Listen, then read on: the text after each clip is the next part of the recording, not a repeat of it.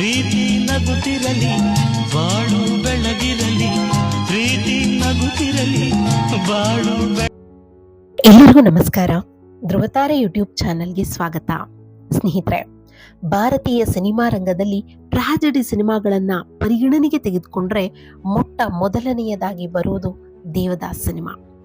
ಶರತ್ ಚಂದ್ರ ಚಟ್ಟೋಪಾಧ್ಯಾಯ ಅವರ ಬಂಗಾಳಿ ಕಾದಂಬರಿ ಆಧಾರಿತ ಸಿನಿಮಾವೇ ದೇವದಾಸ್.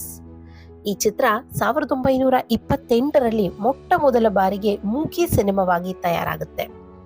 ತದನಂತರ ಬಂಗಾಳಿ, ಅಸ್ಸಾಮಿ, ತೆಲುಗು, ಹಿಂದಿ, ಉರ್ದು, ತಮಿಳು, ಮಲಯಾಳಂ ಹೀಗೆ ಭಾರತದ ಅನೇಕ ಭಾಷೆಗಳಲ್ಲಿ ನಿರ್ಮಾಣವಾಗುತ್ತೆ ಈ ಸಿನಿಮಾ.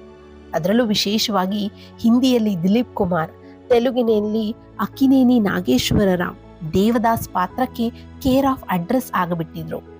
ಇಂತಹ ಸಿನಿಮಾ ಕನ್ನಡಕ್ಕೆ ರೀಮೇಕ್ ಆಗಲೇ ಇಲ್ಲ. ಬದಲಾಗಿ 1984ರಲ್ಲಿ ದೇವದಾಸ್ ಅಂತಹ ಒಂದು ಸಿನಿಮಾ ಕನ್ನಡದಲ್ಲಿ ತಯಾರಾಯಿತು. ಆ ಸಿನಿಮಾ ಮತ್ತಾವುದೂ ಅಲ್ಲ, ನಿಮ್ಮೆಲ್ಲರ ಸಾಹಸ ಸಿಂಹ ಡಾಕ್ಟರ್ ವಿಷ್ಣುವರ್ಧನ್ ಅಭಿನಯದ ಬಂಧನ ಸಿನಿಮಾ.